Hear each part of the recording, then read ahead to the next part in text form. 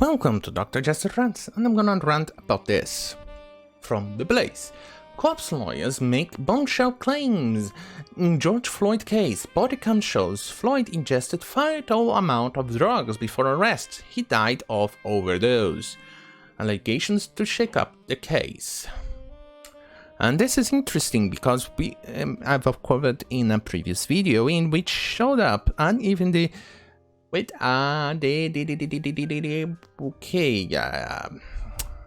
Nelson, the Merchant Hennepin County, the chief medical officer, I think that's the correct title for it, in which the guy said, and even I showed in a few debates online after I read the leaked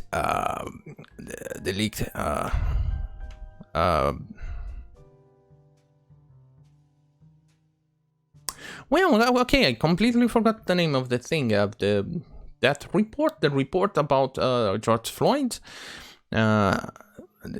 It showed in there that he had a very, very fatal overdose of fentanyl, and well, the guy who was defending George Floyd kind of spoke out about it, even though right there at the bottom of the report said the quantity needed for it to be fatal, and George Floyd had it way above that limit. Anyway, back to the article. Defense attorney Eric J. Nelson, a lawyer of the Minneapolis police officer Derek Chauvin, said that the late George Floyd was the victim of a careless overdose rather than police homicide. Authorities charged Chauvin with murder in connection with Floyd's May death, which stemmed from an altercation purposely involving counterfeit money. In light of the allegations, Nelson is requesting a judge to drop all charges against Chauvin, who pleaded not guilty. An attorney for one of the other officers involved in Floyd's death also said body cam footage shows the moment Floyd reportedly ingested a lethal amount of drugs. According to the Monday report on ABC News, Nelson filed a motion in Hennepin County, Minnesota District Court on Friday, alleging that the prosecution has not shown probable cause in charging Chauvin with second-degree unintentional murder, third-degree murder, and second-degree manslaughter. As you know, part of the charges against Chauvin was actually an exaggeration and a way for the city and the DA, I think that's the correct label, the person who actually charged him, as a way to appease the mob. As you know, never do that, especially because in that way you just give him material for the judge in court to actually just dismiss it, because it's going way beyond what one could reasonably charge someone. Anyway, in the motion, Chauvin attorney insisted the former police officer carried out Floyd's detainment by the book, including the use of maximum restraint technique. Nelson said Chauvin believed the technique was necessary out of concern that Floyd could harm himself or Chauvin and his fellow officers during the detainment, and that's actually kind of true. Not kind of, it's kind of true. No, yeah, okay, but details. Because George Floyd, you could see in the videos leaked by the Daily Mail, after, I think a month after, or nearly 2 months after the incident, in which George Floyd was fucking freaking himself out. And he even requested multiple times to be restrained on the ground outside of the police vehicle because he was high as fuck. And even before being handled and with using maximal restraint technique, okay, well, the one with the knee on the neck thing, he was already yelling that he couldn't breathe. When he was placed inside the police vehicle, he actually kicked himself out of the vehicle, even with police, 2 or 3 police officers trying to restrain him. When you are definitely high on things like that, it's difficult for more than one individual to restrain the person, even 2 or 3, because of the adrenaline and the force the person exerts is much bigger and it's definitely out of control. And that happens. It's definitely part of the human being. Have you ever heard of the mother instinct, in which, for instance, a kid, her own son or her own daughter, gets in danger? Let's suppose, using an example of a gate falls on top of the kid. Usually a female wouldn't be able to lift that gate or anything like that, but once facing danger and seeing that her offspring is in danger, the woman would then get a shot of adrenaline to the point that she may be able to exert force greater than a normal female would. And in that case, she will be able to lift the gate or any object that is heavy enough, pressing her offspring, which she then be able to pull her offspring out of danger's way. And that has happened, and it is a known behavioral aspect of the human species. It's the same thing for males. It's the fight or flight and all the things that happens in our own body when we are subjected to situation that causes that what's the word, that reaction.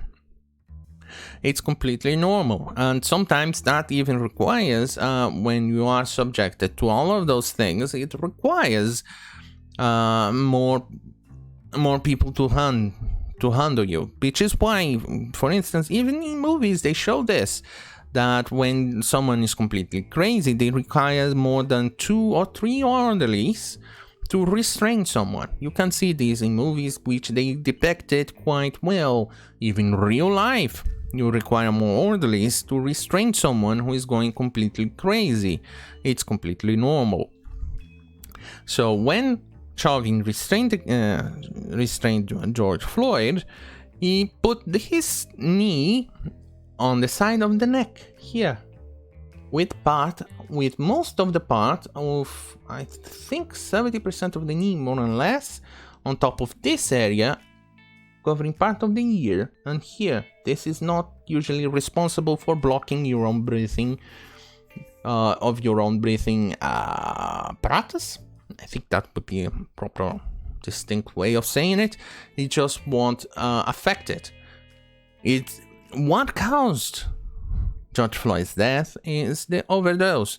Even if this never happened with the knee on his neck, part of the skull, it doesn't matter, let's keep it that way, he would have died. Back to the article. Nelson said that Chauvin and the responding officers were trying to help Floyd, who was clearly acting erratically during the detainment. Out of concern for the man and the possibility he might fall, strike his head, be hit by an oncoming vehicle in the road, and more. Exactly, this is also part of the reason why it required more than one person. And we can go forward with the article. Nelson insisted that the Minneapolis Police Department has approved training materials to use such force, which shows an officer placing a knee on the subject's neck in order to subdue him.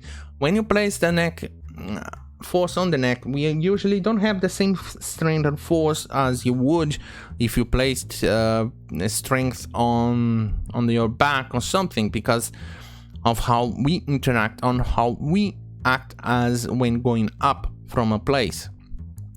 When you try to lift yourself, you usually can lift a lot of weight if you place something on your back. But if you place something on your neck or on your head, you won't be able to, because this area here usually don't have much force.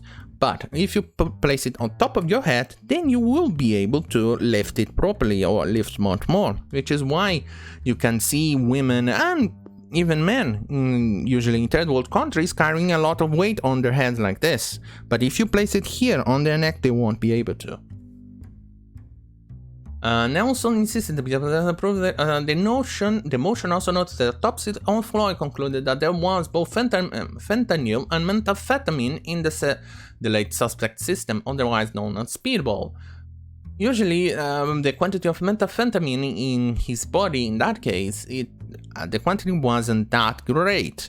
That usually indicates that he may have consumed meth quite a while before he died, but the fentanyl was very, very large. But also there are other drugs that use the same combination here. Well, various other things, but that's what it was shown back then on the toxic report. Floyd, who suffered from hypertensive heart disease as well as atherosclerosis and hypertension, also reportedly was positive for the Wuhan virus at the time of his death. So a combination of being overdosed, hypertensive heart, atherosclerosis, and hypertension all cause an amalgamation that he was just a time bomb, and a time bomb that we have very, very short fuse. So he would die really, really fast as soon as he overdosed himself with fentanyl. So he would have died in minutes after ingesting that, regardless of the police's actions. But put simply, Mr. Floyd could not breathe because he had ingested a lethal dose of fentanyl and possibly a speedball. A portion of the motion red combined with the sickle cell trait, his pre-existing heart conditions, Mr. Floyd's use of fentanyl and methamphetamine most likely killed him. Adding fentanyl and methamphetamine to Mr. Floyd's existing health issues was tantamount to lighting a fuse on a bomb. That is true. Another thing that you should be aware is sickle cell is usually very prevalent on people with African ancestry. This is a genetic disorder that's mostly prevalent on their own demographic, which is why, for instance, when I lived back in the UK, most of the sickle cell ads of telling people to actually have them checked out or support for the family members of people with this disease were mostly targeting neighborhoods with heavy African conglomeration, or mostly with African ancestry, mostly targeting that demographic because they are the ones mostly affected by this. So it was logical to do so. Today, with the extra woke mentality in the NHS, I'm not so sure if they are still doing it, which I'm pretty sure will start affecting the minorities, the African minority in the UK quite heavily if they go with that mentality. Because they need to be aware of this. It's part of the genetic disease. It happens. Further, Hennepin County Medical Examiner Dr. Andrew Baker also added that if Floyd were found dead in any of the circumstances in this case, home alone and no apparent causes, this could be acceptable to call an overdose. The Hennepin County Medical Examiner officer ruled Floyd's death a homicide, determining that he died because of cardiopulmonary arrest, complicating law enforcement subdural, sustained and neck compression. However, the autopsy report found no apparent bruising or trauma to Floyd's neck muscles or the back as a result of the restraint. Exactly what I've been saying from the beginning of this video. It's the position of the restraint of his knee. Here, you can see here, did not cause any other injury that would suggest an asphyxiation. One of the things in this case, mostly due to the position, I don't think it would have affected much, only if Chauvin actually press the knee himself over here in this area, is the breakage of the hyoid bone. That usually happens when you strangle someone. When the medical examiner usually examines the body for strangulation, which clear signs of strangulation, they usually go there first to actually check the hyoid bone to see if it's broken. If it's broken, it's a very, very high likelihood that the person was strangled. And that's a good evidence for it. Anyway, back to the article. 3 other officers were also charged with aiding and abetting murder following Floyd's death. Attorney Al Gray, who represents former officer Thomas Lane, said in a motion filed last week that Floyd intentionally swallowed fentanyl tablets while he and his fellow officers, including Chauvin, attempted to take Floyd into custody. In the motion, Gray said that the body cam footage of the arrest shows a white spot on Floyd's tongue, which disappeared moments later. He also argued that Floyd at the time was in the process of swallowing 2 milligrams of fentanyl, a lethal dose, to avoid being caught with the drugs on his person. Since he was already a former felon and someone who already got caught by doing drugs and things like that, he would just simply increase his time in jail if he didn't swallow the things here. So in his own mind, he thought, hey, let's swallow this. What could possibly go wrong? Well, there you go. All Floyd had to do is sit in the police car, like every other defendant who is initially arrested. While attempting to avoid his arrest all by himself, Mr. Floyd overdosed on fentanyl, Gray wrote in the motion. Given his intoxication level, breathing would have been difficult at best. Mr. Floyd's intentional failure to obey commands coupled with his overdosing contributed to his own death. Gray is also maintaining that charges against his client should be dropped. Well, this concludes the news, and my comment has been, well, trying to show some context on what happened and giving some biological context to some of the reactions of what happened between Floyd, his body, and other things that a medical officer would actually try and search for. So, well, thank you for watching. See you on my next video. Good night.